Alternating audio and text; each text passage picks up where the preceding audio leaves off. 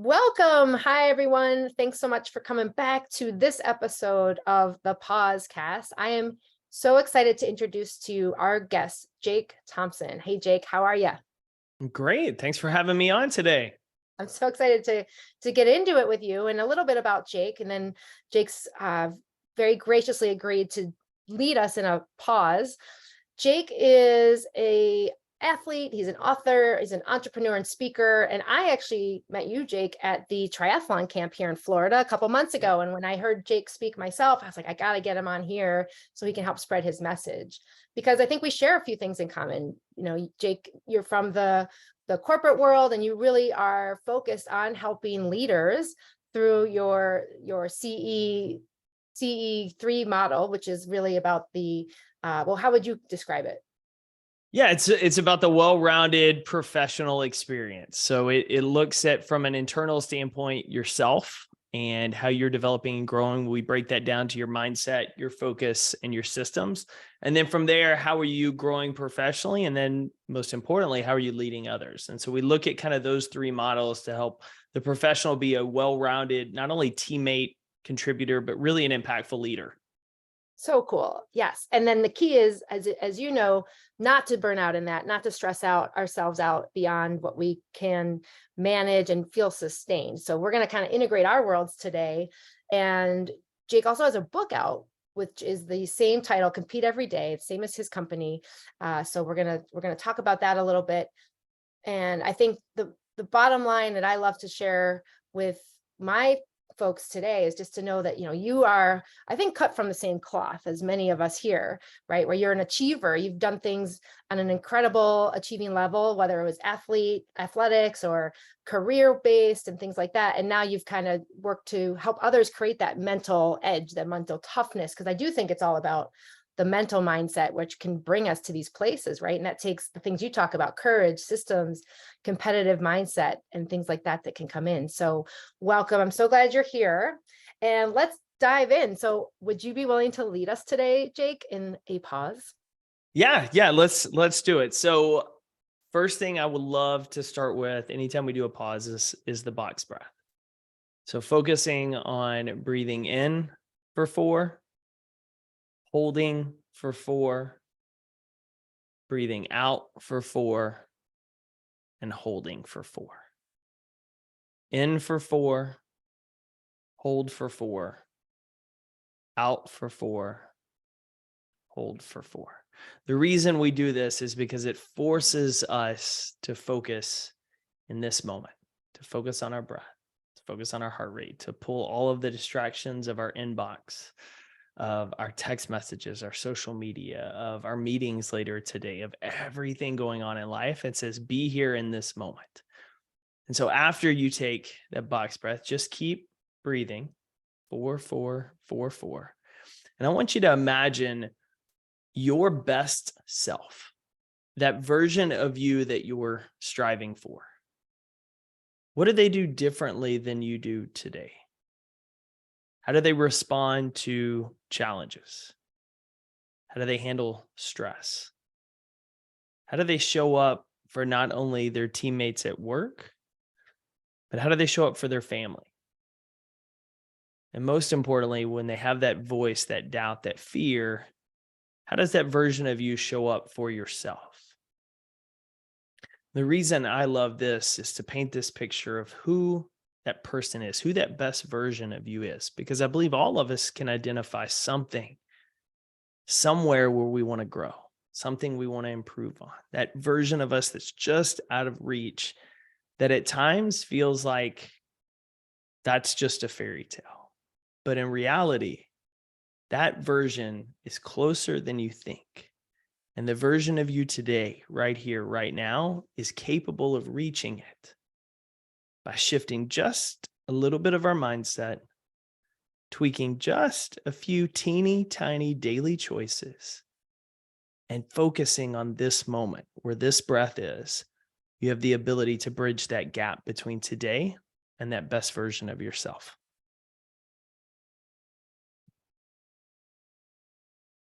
Thank you. Thank you. I'm just coming out of my box breath breathing there. And the visualization, I love what you said about you're so close. And I think sometimes we just forget how close we are, and then we lose track, or we don't bother, we give up, or we just Yeah, stay put. Right. we do. We feel like it's like we do it every year in January.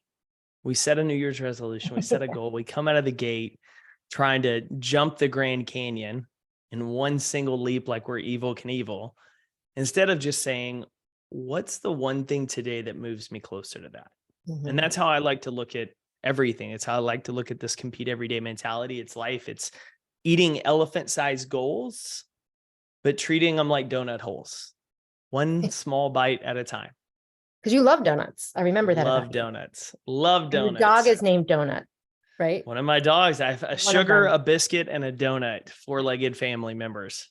That's so great. And I like that analogy of little things, because I talk about that too. One of the principles I work with is the law of little things, which we all go by baby steps, and that's how true change happens. So thank you for reinforcing that as something that works. You bet.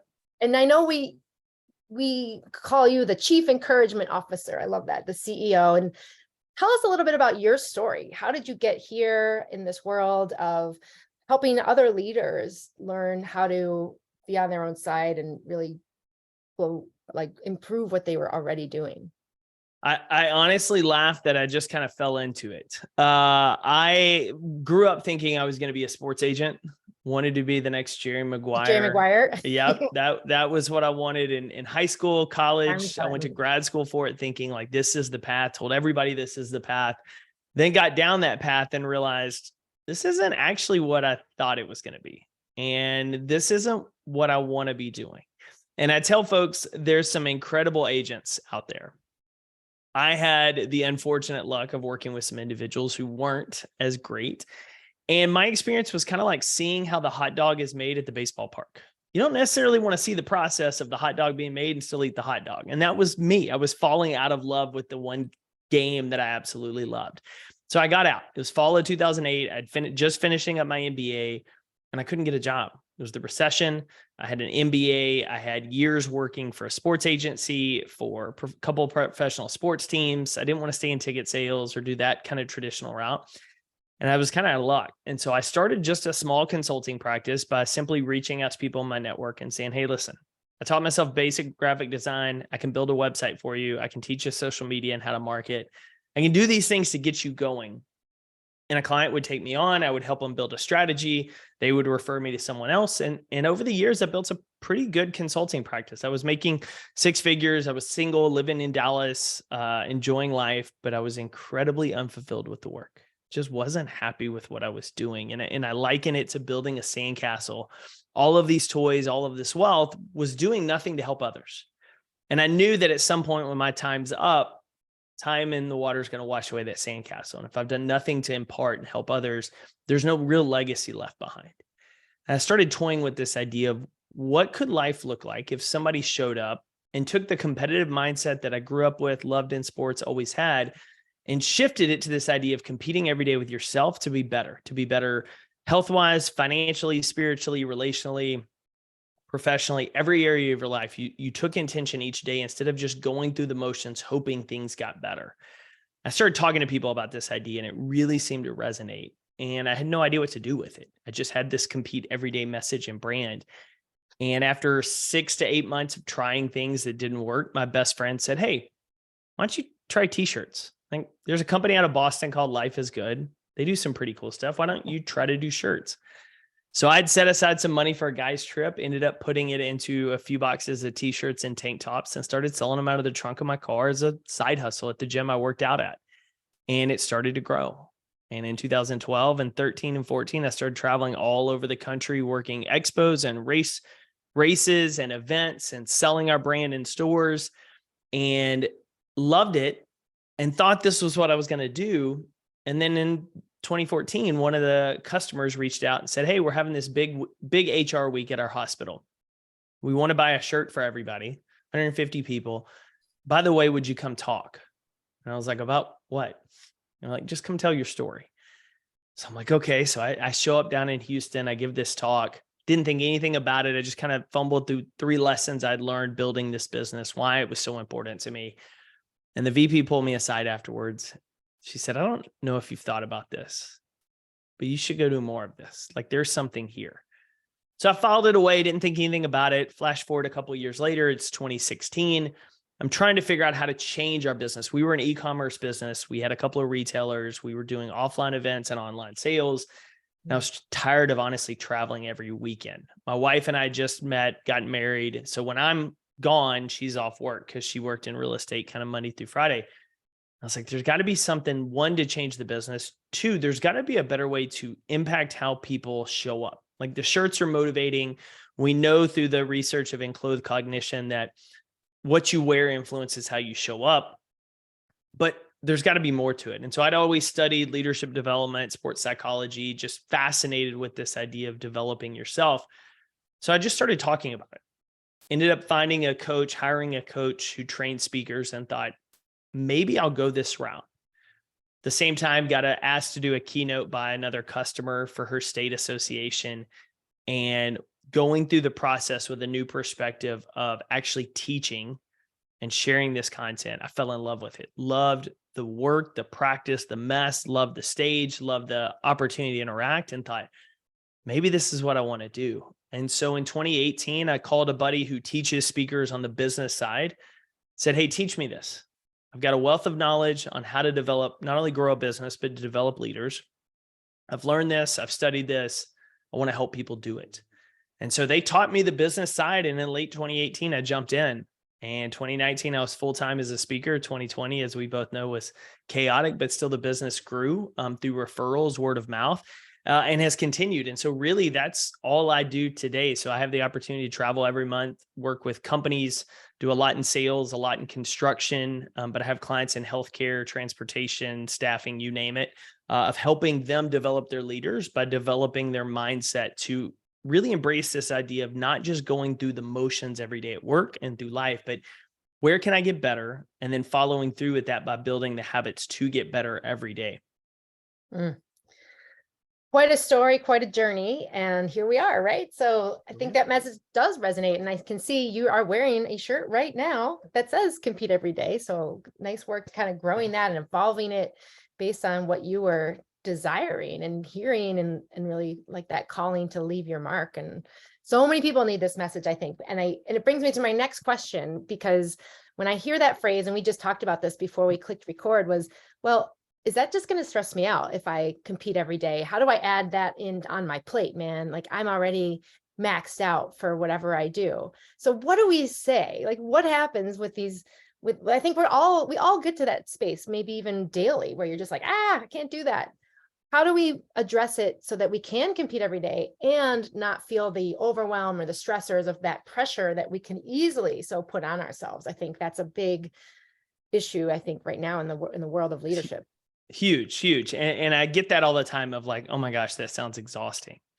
And I challenge him. I said, it's actually competing with yourself is the most exhilarating process, because it's similar to the idea of waking up every day and going to the gym. Some days it just sucks. You're not motivated. It's rainy today. I wanted to sleep in. You don't necessarily want to do it, but afterwards you always feel better. You never regret the workout you did. Like you're always proud of it. And so the way I look at it is, most of us get exhausted competing every day because we're competing with everyone else. Yes. And there's someone always ahead of us that's out of reach that we can't catch and we get frustrated by. There's always someone behind us that we can inflate our ego about and feel better than, while taking the foot off the gas of our own progress. And so with me, it's a simple process of, when you think about competing with yourself, 0.01, 1% is greater than 0. And every single day, if you can wake up and say, where's an area I want to get better today? Identify it. Maybe it's how you don't lose your temper with your spouse. Maybe it's when you get home from work today, you take your phone and you put it in a drawer for 20 or 30 minutes, setting a timer, and then give your children 100% of your focus instead of trying to hear about their day while you're still responding to emails and text. Maybe it's the simple desire to say, I keep telling myself I'm going to get up and go for a run before work, and I keep hitting snooze. Maybe the goal today to win is to put your shoes and your alarm across the room, so tomorrow you automatically start the day with that win. It's just this idea of, instead of going through life through the motions, it's having a target working at that target, evaluating how you did, and then repeating it. And that's really where it's so important. What I tell people is, if you think about it from a simple standpoint of somebody that lifts weights, you set a goal of, hey, I want to lift 200 pounds. Where are you now? I lift 100 pounds. Okay, so we're trying to bridge a 100-pound gap. Why does that matter to you? Well, I want to be able to lift my grandkids or carry my dogs with me places. I want to do these different things. Okay, great. So you have a motivation, you know where you are. You want to get stronger? How do we do that? We have a plan. We hire a coach. We work a training plan. We do it for 8 to 12 weeks. And at the end of 12 weeks, you test, you evaluate. Did you get stronger? Maybe that process you gained 100 pounds, but maybe you only gained 50. And so now your baseline's 150 versus 200. And people will be like, oh, you suck, you failed, you missed it. Or you do the real competitive analysis and you step back and say, over the last 12 weeks, what did I do well? I trained every day. I was consistent with my training. I listened to my trainer. What did you not do well? Where is there room for improvement? Well, I didn't really eat that well. I didn't sleep that great. Awesome. So now we're going to start the process over again. And instead of trying to bridge a 100-pound gap, we're only bridging a 50-pound gap because our baseline has increased. We got better. And we also know this time we're going in with the intention of, I was really good at training, but I need to be more focused on what I eat and how I sleep, which is going to help my results. And so even if you only jump 25 pounds or 20 pounds that next time, you're continually growing and getting better by saying, what's the target? How am I working at it? And then doing the thing that I think most people get too busy to do, which is step back and evaluate and say, what did I do well? Whether I got the sale or I didn't get the sale, what did we do well? Where do we need to improve? And then how are we going to improve it? Yeah. I'm hearing a few things that really resonate with me. And just going back to that statement you have, compete every day. And it reminded me of, that does stress us out when we do compare ourselves to others. In fact, that's one of the tenets I really hold for folks that I work with, because that's just never an apples to apples comparison anyway, right? Yep. And of course that would totally stress you out, but we forget that. And I know I do too, where I'm all of a sudden being like, well, why don't I have 1 million followers, and all those things that we can easily fall into as a way of thinking. And you're just it's such a good reminder to hear that back to me is, well, remember, it's about yourself and where were you yesterday versus today? And that's really the fair approach, right? Like that's really the apples to apples that we're all looking for, but we just forget that, especially in our day and age. We do. Yeah. And social is a great point. I made a post this morning that's gotten some decent traction on Instagram, and I laugh because it didn't on LinkedIn, which is funny. But I said, don't confuse online attention with real world results, because it's really easy for us to get caught in the comparison trap of you make a post on social media and it gets 2 likes and somebody else gets 200. And you just think, well, I suck compared to this person. Or you see this person posting stuff and it looks like they're just crushing it as a leader and all of this. When in reality, they could be struggling. They could have people be quitting. They could be a toxic leader. Like, you don't know. And so we get confused with these snapshots we see of others versus knowing our entire story. And I think that's where it gets dangerous. And so I tell folks, like, when you really embrace this mentality that I'm only competing with myself, I'm not in tension, I'm not in conflict with everyone else, you can start looking at others, peers in your space, other leaders in your industry, and simply saying, what do you do well? What can I learn from you? And then how can I apply what you do well with my spin on it to help me get better? It's not about where do you do well and I suck in comparison. It's like, what are you doing really well and how can I learn from you? And that's a huge game changer in terms of how we show up, because it really changes a lot of that process, because you get out of this consistent comparison game and really start getting into a competitive game with yourself to say, what's out there that's better? Okay, that's my target. What do I need to do to bridge that gap? And then how can I do it? Because that's all I control.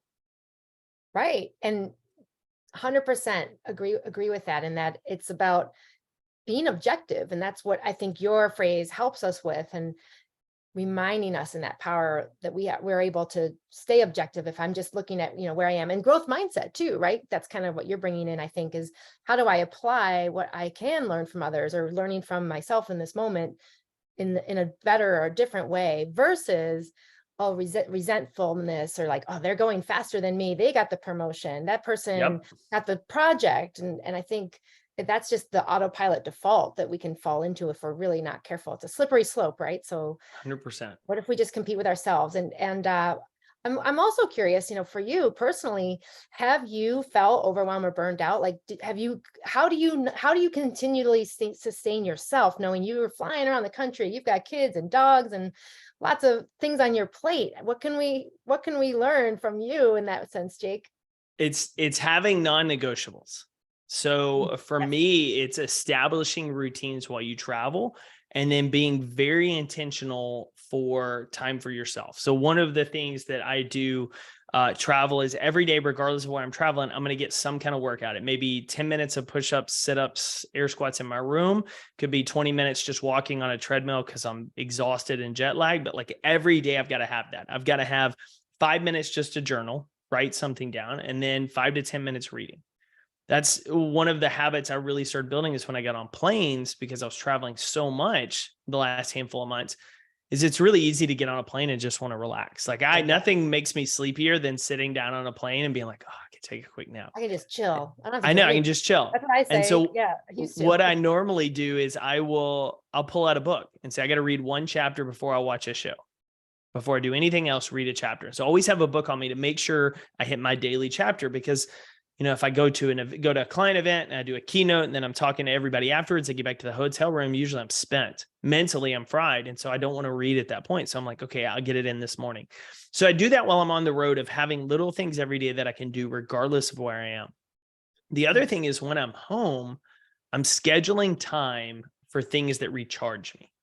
So yesterday afternoon is a perfect example of, I finished podcast interviews on my end and a little bit of writing.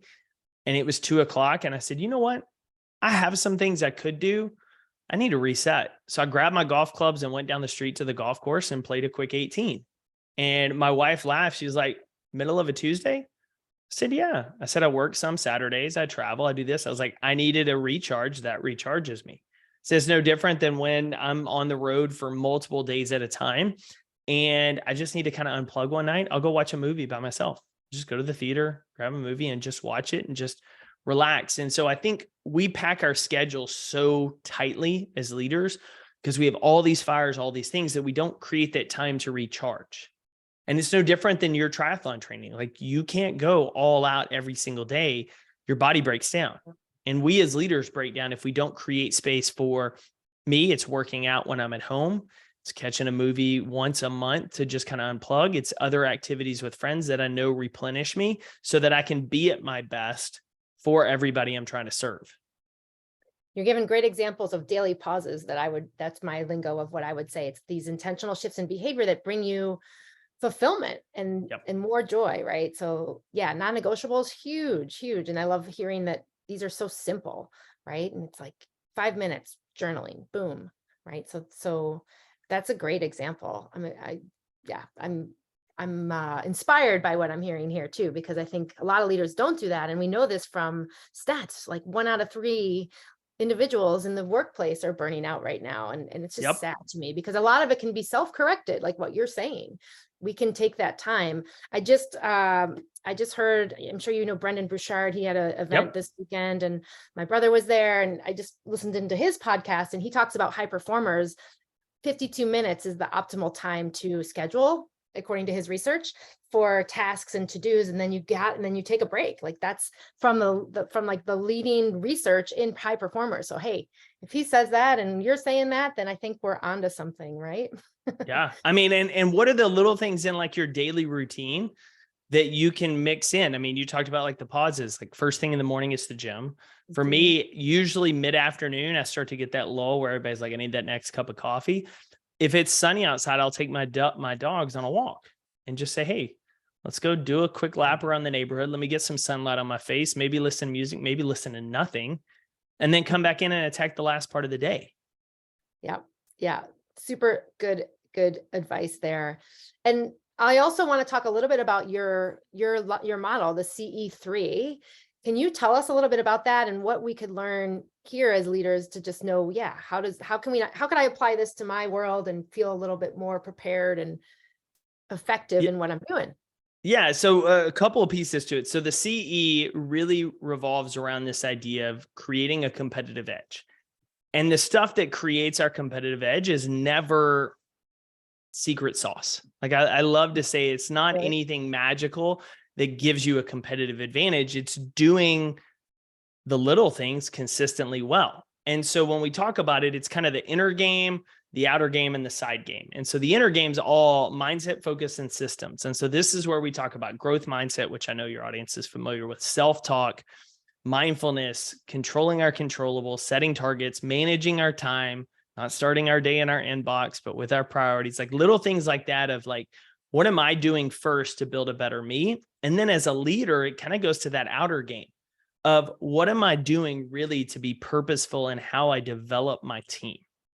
How am I developing my future leaders, my frontline people? How am I mentoring people that aren't going to grow into a leadership piece? How am I owning the culture and the language, whether I run an organization, it's organizationally wide, or I have a team within an organization? How am I making sure we have shared language? We have kind of, I call it like the positive locker room talk. It's not like the crude, raunchy. It's the, hey, your team all has the same language, says the same things. So that if we're talking about teammates determine trajectory, like my team knows that. My team knows when I say teammates determine trajectory, it's a compliment to our group because our teammates, our friends, our circle determine how far we go in life. It's not just up to us. And so we have standard things that we say together. And then that accountability piece of friendships and relationships. And so the model is designed to say you have to build you, then you have to look around and build your circle, your social circle of who your friends are, who you spend time with, who you're relational with from a mentoring, coaching, as well as a friendship. And then how are you building the people within your organization? And so always start with just a simple process you can do with yourself, and then you can do with people on your team and friendships. And it's really just 3 questions. And I think we talked about it in Miami, but it's from sports psychology. I picked it up from a guy named Brian Kane, who I think got it from Ken Ravizza, but it's start, stop, continue. And so on an individual level, every day at the end of the day or every Friday afternoon, ask yourself, what's something I did not do this week I need to start doing next week to be more successful? What's one thing I did this week I should stop doing next week to be more successful? And then what's one thing I'm doing well this week I need to continue? So you identify something you didn't do that you want to add in, something you did do that you should probably remove, and then something you're doing well, which is that confidence booster to keep going. Now, when you do that every week, you raise your awareness level of what am I doing well? Where am I getting in my own way? What do I need to continue? Which allows you to grow. Because until we're aware of a behavior, we can't change a behavior or improve it. That's and right. so on a weekly basis, this sets us up where we're constantly competing with ourselves to say, I've got a target, 2 targets really. How do I keep improving? Now, when you do this with your friends, it's a way to hold each other accountable. Of, hey, you said you were going to take your spouse on a date night this week. Did you get it planned? Don't just hope it's going to happen. Make a reservation. Tell her, like, let's go. Did you do it with your team? So every Friday or every month, sit down with your team members, sales team. Hey, let's talk about this. Let's not just talk about outcome. How many sales you got? Talk to me about your process. How many calls were you making on a daily? Oh, you got distracted on Facebook or playing on LinkedIn. Let's talk about next week, how we're going to stop spending an hour on social media, spend 15 minutes mining. And then you're going to spend that other 45 minutes on the phone or sending emails. And so that process, really what that does is 1, it raises your awareness level. 2, it creates a sense of accountability with your peers, with your direct reports, because every week you're saying, hey, we've identified 3 things next week you need to do or not do. By accepting this, you're agreeing to it. Now I get to hold you accountable. And in the overall scheme, it puts yourself and them on a level to continually grow, because you can't hold them accountable to start, stop, continue if you're not doing it yourself. And if you're not continually growing, why would the people you lead ever want to follow along? I don't know why. Yeah, that would make sense. Like, what a good mantra and habit to build. Is that what you journal about? Do you write that down in your? Yeah, so I do that. There's a couple of things that I do. I do the start, stop, continue, and then there's a version of it called well, better, how, which is essentially, what'd you do well today? What do you want to do better tomorrow? How? So not just, hey, I want to be more focused tomorrow. Well, how are you going to be? Well, I'm going to put my phone in the other room during work sessions instead of having it in here.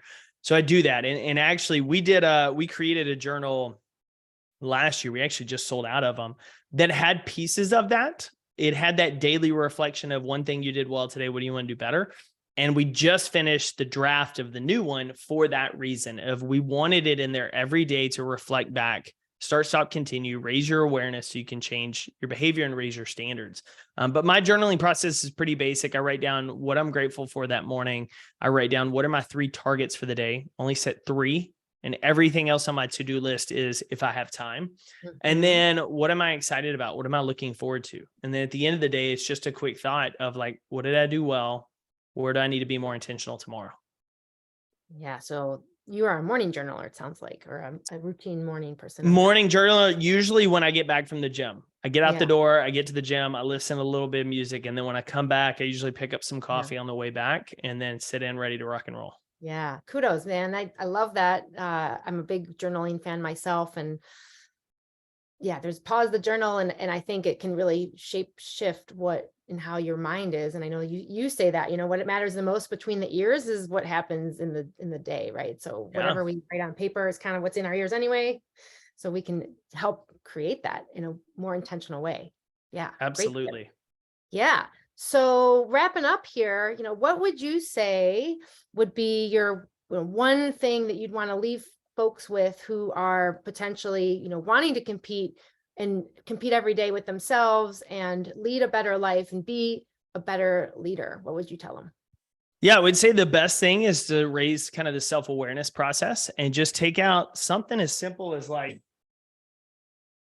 for those of us watching, just a yellow notepad and have it on your desk in your office. And at the start of every day, write down what you intentionally, like what's your intention for the day? What's your primary target? Just one thing, take you 2 seconds. One thing. And then at the end of the day, when you get ready to leave, I want you to ask yourself, what's one thing I want to do better tomorrow? And then what's my number one priority for tomorrow? And the reason I want you to do at the end of the day is when you get into the office, what happens? We have emails, we have people talking to us, we have chaos.